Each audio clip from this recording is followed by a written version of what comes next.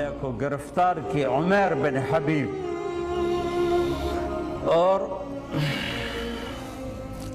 ایک لڑکی کو تیار کیا کہ اس سے گناہ کروا، اگر یہ تیرے ساتھ پھنس گیا پھر یہ اسلام بھی چھوڑے گا، سب کچھ چھوڑے گا۔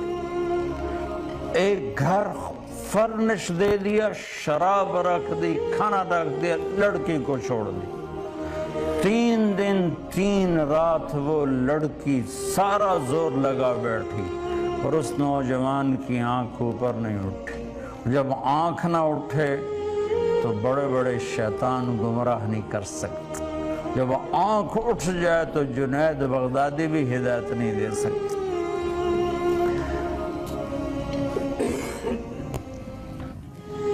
تیسرے دن وہ لڑکی کہنے لگی تم لوہے کے ہو یا پتھر کے ہو؟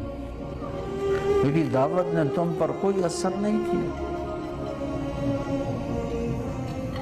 تمہیں کیا چیز روکتی ہے؟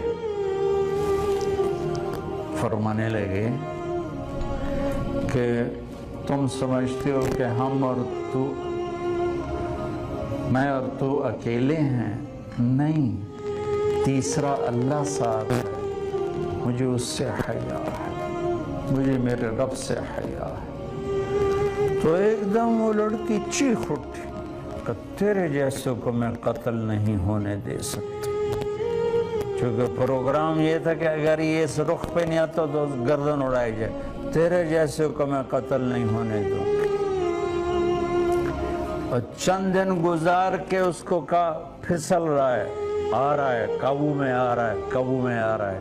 جب رومن کو بھی اعتماد میں لے لیا تو ایک رات آئی اور اس کو سواری بھی دی، توشہ بھی دیا کہ یہ لے جوان، تجھے تیری عزت مبارک ہو، تجھے تیری غیرت مبارک ہو، یہ راستہ ہے تیرے دیس کو، چل نکل جا، آگے پکڑا جائے تو تیرا نصیب ہے۔